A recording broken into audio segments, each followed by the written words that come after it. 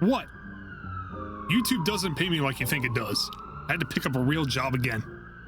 Fortunately, I'm considered unhireable back in the welding industry. Something about employee aggressiveness and authority issues. Honestly, I don't know what they're talking about. I think I'm a star citizen. Thing, I guess. Meh. As long as I get my smoke breaks, I don't care where it is. I gotta say, growing up isn't at all what it was cracked up to be. I'm only 23 and I feel like I'm already due for back surgery.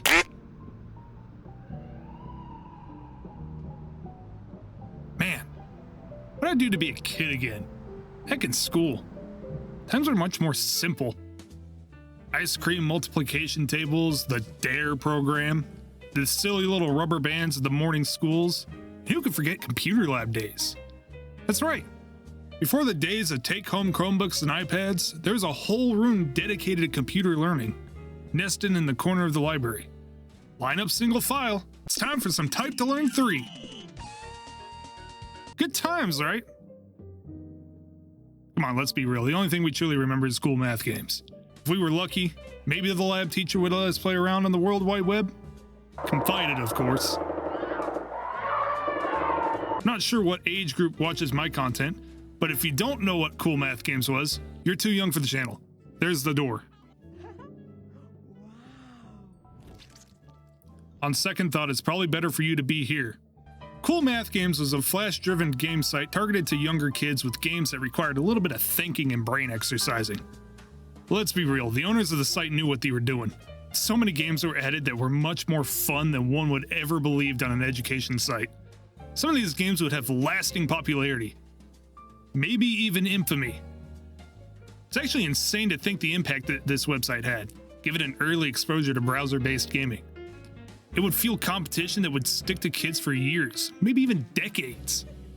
But there is one simple game that I remember that took a majority of my time. A game that created an empire that would last 15 years strong, creating a new experience every time, topping itself after every release. No pun intended. A game that I personally believe set in motion the popularity of management games. August 7th, 2007, the start of my second grade year, and the beginning of a browser-based game series that rivals even the most high-budget AAA games.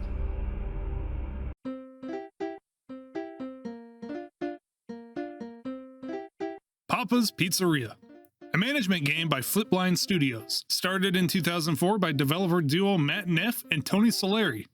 The concept is quite simple. You run a small pizza restaurant where you take a variety of simple to complex orders, and you rate it on how fast you can take and complete orders, and how well you follow the instructions on the ticket. This is a concept that would stretch across all 14 games. Can you believe that? 14 whole games about restaurant management. How does a game last that many titles and still be good? Because despite the concept being unchanged in its long run, the core gameplay is always different, with each game serving an entirely different dish, sometimes against our better judgment. Watch him hit me with the triple patty deluxe. I was only choking. Good sir, your arteries. This simple flash game managed to stay relevant for over a decade, releasing game after game after game, while still being different and interesting each time. Not even multi-billion-dollar game development companies can manage to last half that long and keep their player base intrigued. How does it feel, EA, to be bested by a game that runs on a Chromebook? Probably nothing, as you rake in stolen credit card money from another online casino pretending to be a sports game. The Papa's games aren't the only games that Tony and Matt developed, starting their development career with a side-scrolling RPG called The Moglin, Rise of the Half-Breed in 2003, before the foundation of Flipline. The game would never see anything past a demo, however, which has long since been taken down. And try as I might, I couldn't find any gameplay either, which isn't surprising after 20 years. From what I could gather, the game revolved around the character Grummel, descendant of Grin and Torque. He is exiled from his village and must survive within the depths of the forest, where he finds Romp, a rockling to act as a game companion. Grummel, despite being exiled from his village, spends the game trying to save the village from an unknown enemy that has taken control of the lands, fighting a variety of enemies.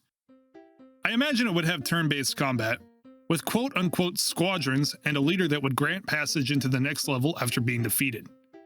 Before you ask, rockling? Moglin? Half-breed? I'm not sure either. It might be some D&D lore that I just don't understand. I'm not part of that crowd. Or maybe it is unique and explained in the game. We'll never know. The game was never released and the demo's been wiped from the face of the planet.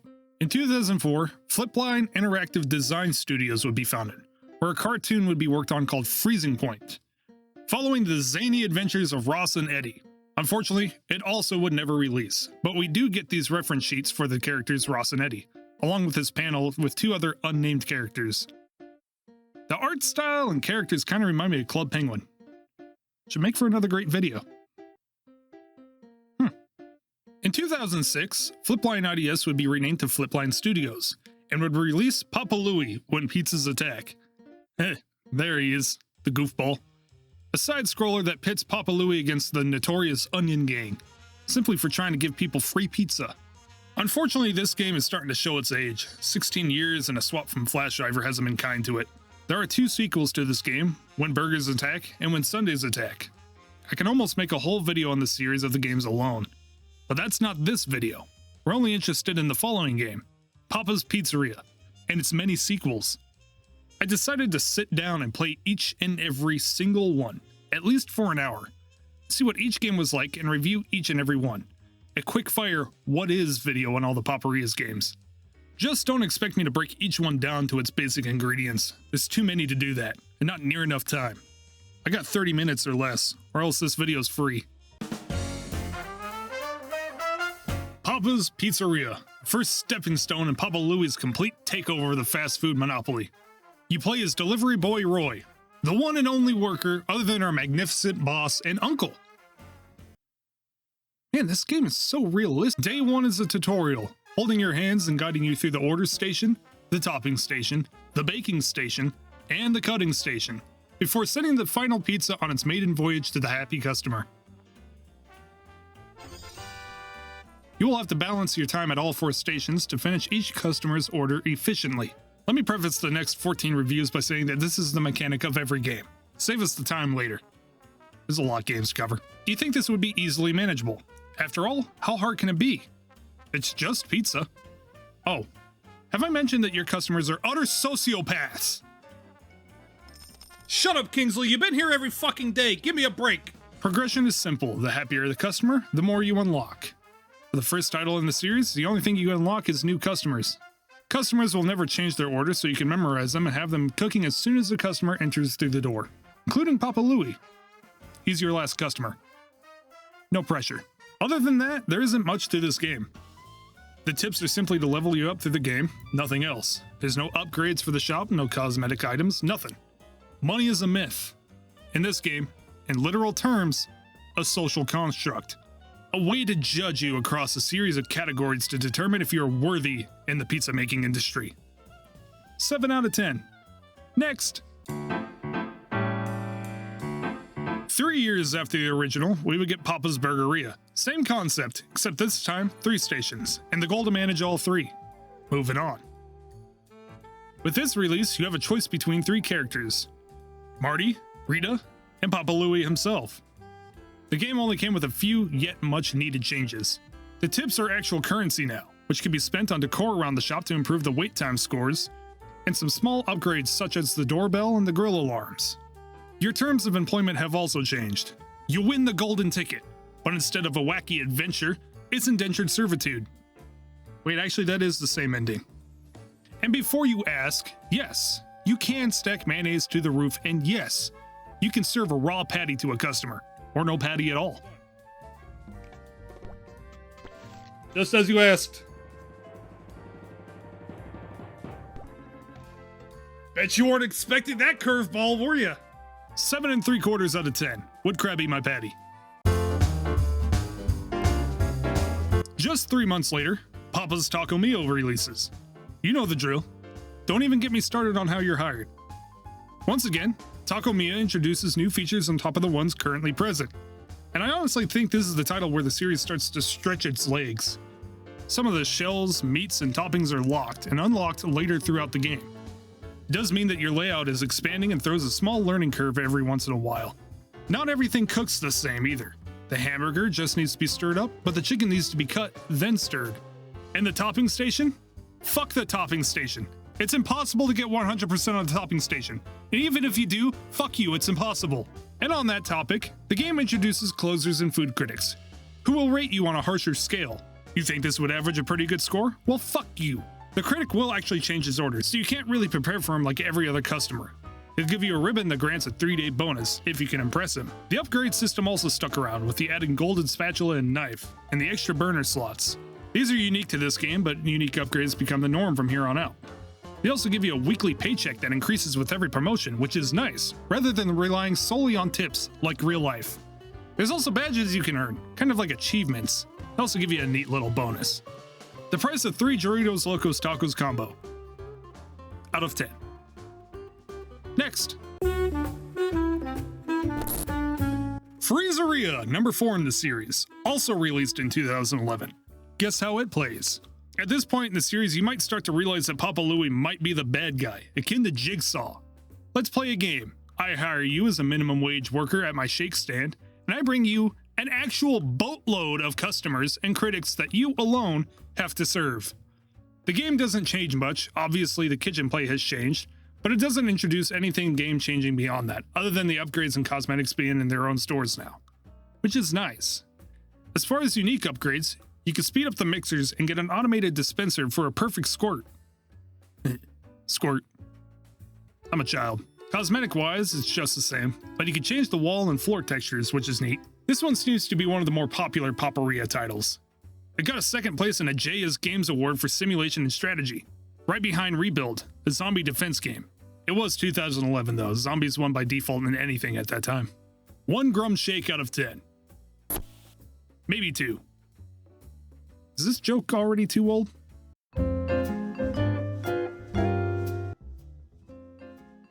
Don't ask.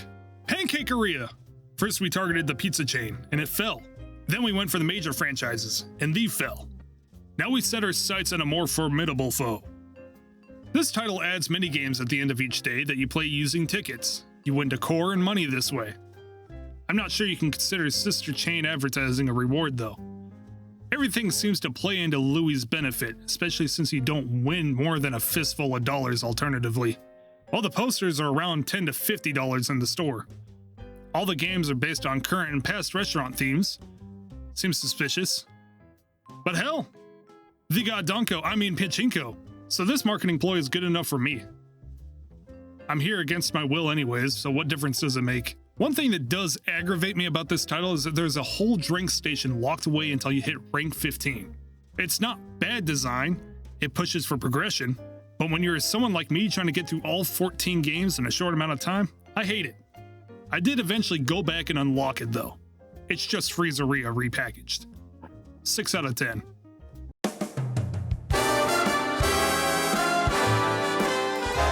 This one hit different.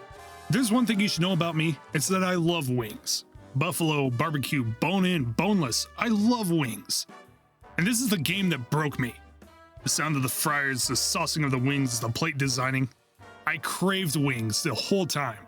So let me tell you, that cup of ramen I had that night really sucked. You wouldn't believe how we end up here. We won our slavery through slots. Does this man not feel any remorse? Surely it's not legal. But it doesn't matter since it seems like the cops are paid off.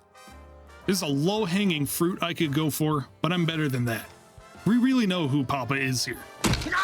This is the first game in the series that lets you create your own character rather than choose a normal preset character. It's still an option, but why would you? Just look at him. 9 out of 10. I liked this one. We're halfway there. Holy shit, there's a lot of games. We've played this one on this channel before. OGs remember. Doggeria comes with a few interesting changes, mostly to the lobby decor. Now, the decor's wait time improvement decays over time if the lobby isn't spruced up every now and then. You can also theme your decor and get extra points for it. Upgrades are also hidden away until the player reaches the necessary rank to unlock whatever ingredient the upgrade pertains to. It's also the first time in a while where you actually apply at the job, rather than be forced into employment. Hypothetically speaking. It's also the first time we serve a drink and sides to our customer. Luxury not even the customers who ordered the atomic wings at the previous restaurant got. Papa's a changed man. A real, honest job and even forethought for his customers. We all know it's not gonna last. You are hired through the normal means of employment. Insurance fraud. Sure, we'll keep this off the books. Just wear this hat and be here at 8 a.m. sharp. Cupcakeria, the 8th title in this series, introduces season, holidays, and holiday-themed goodies. Everything else remains the same, but that's fine. The seasons and the change of the ingredients means that it won't be too repetitive. I'm gonna be honest though, throughout this series, I didn't find much enjoyment in the sweets and desserts style game. Not that there's some inherent flaw in the games, they just felt more slow and boring to me. But that's a personal preference. I like the chaos, the confusion, the screaming. Oh my god, give me a fucking second! But the sweets and treat style games might be more suited for those looking for a relaxing title. And that's perfectly fine. So to remain completely unbiased in my rating, I'll be focusing all my attention on Little Eduardo. 7 out of 10. More Eduardo, please. My requests have been answered. Eduardo's getting married, and we are invited. Unfortunately, there are no rooms left except for one. You know how this ends. We finally get back to Papa Louie's Italian dish roots, making pasta and tortellini. Same concept, same upgrades, same customers, but one important feature. For the first time in 9 games, Louie has reached into his hard, cold, soulless heart and granted you the ability to hire help. However, all he does is act as a middleman. All the work still lands on you. The shorter wait line in the lobby does take some pressure off though. I believe the only reason why this feature was added is to have a second custom worker, or essentially a custom customer. Pasteria gets aggravating, more than the rest, and I'm honestly not sure why. It's actually a pretty good title out of the bunch that really keeps you on your toes. I think the cook station is what got to me. You have to stir the pasta halfway through cooking, and then let the water strain out before moving it to the next station, which makes sense, a concept that hasn't really changed in the last 9 games. But for some reason, it didn't click for me. Not the game's fault, more as a result of my own stupidity. So I ended up giving this game more of a hard time than it really deserved. It's Little Eduardo's wedding for fuck's sakes. I can't be cursing this game. It's still good. 8 out of 10. Donuteria, chat's favorite game. Couldn't guess as to why. Noted. You must cream it before you cover it.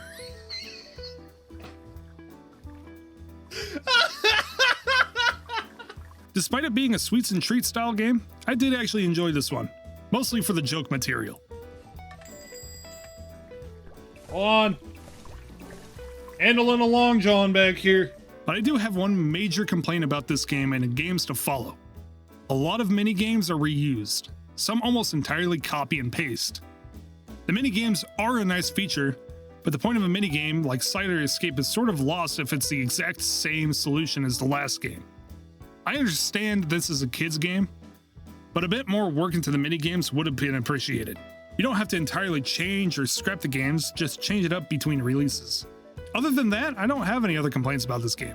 Over the last 3 games, Matt and Tony have seemed to find the groove in this series. Nothing new was added and nothing old was removed. It's a free online flash game, so that's more than acceptable. So it's not a negative. One creamy long john. That's it, that's the rating. This one is my favorite.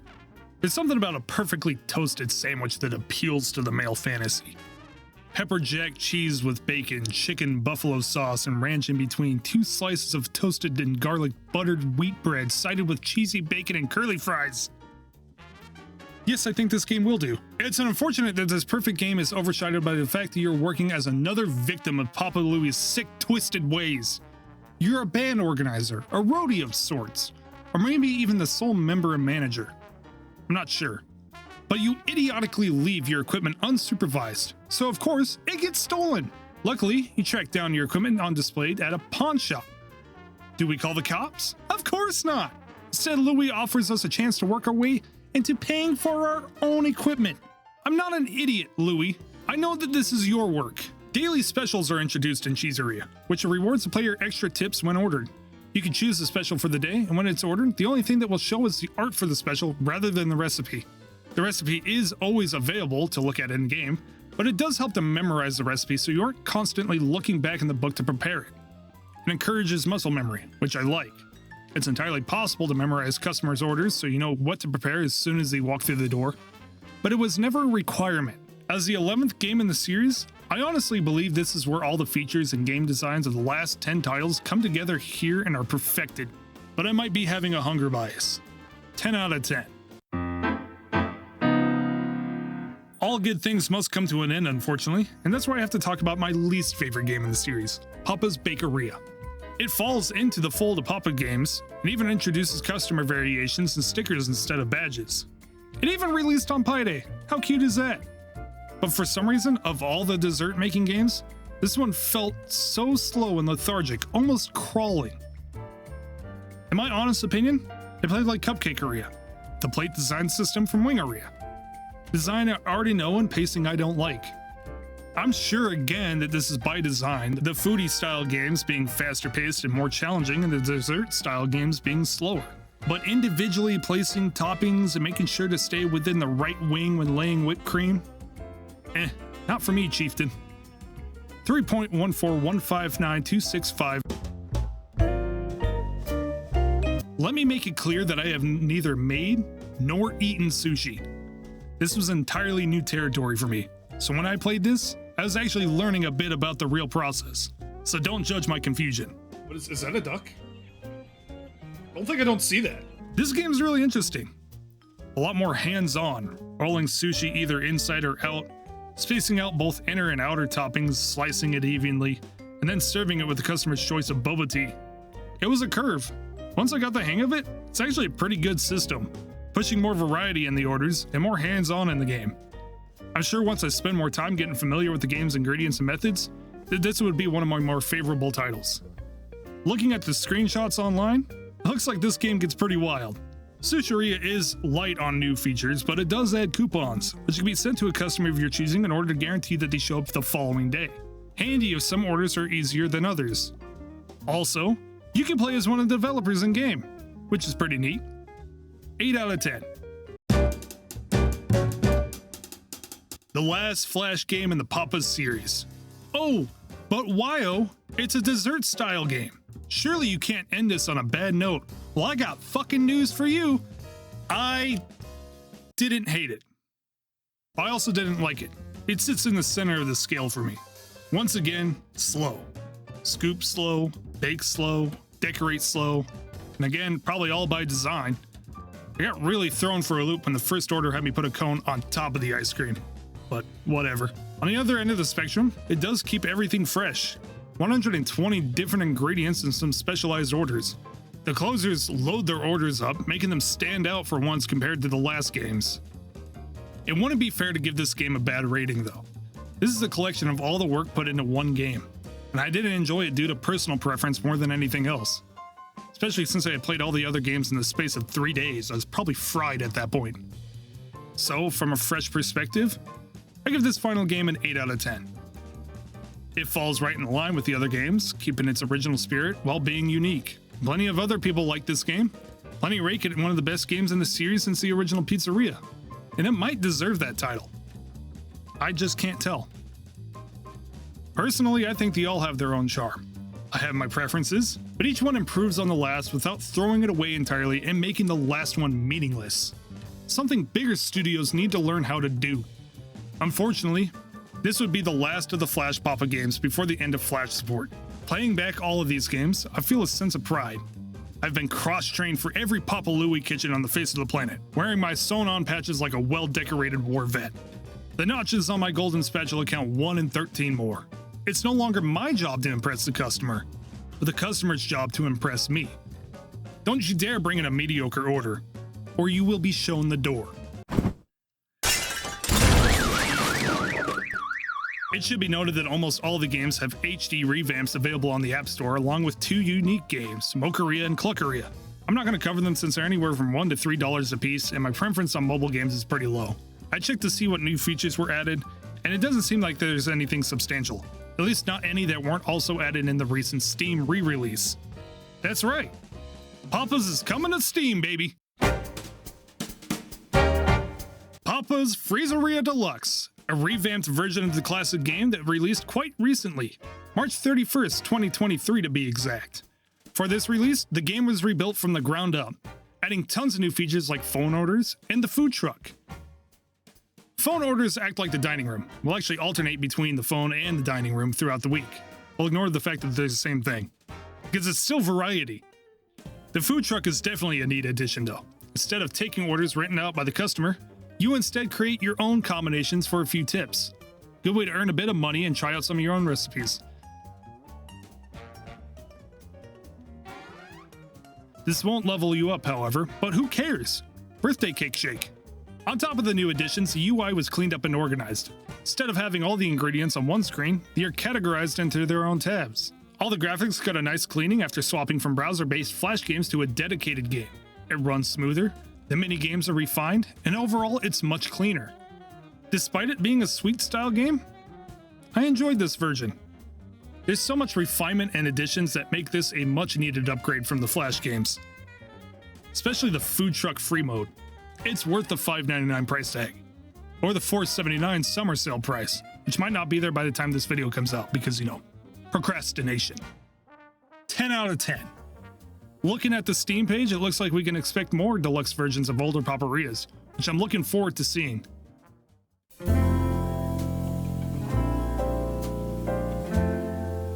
"15 years, 15 games, and 15 ratings.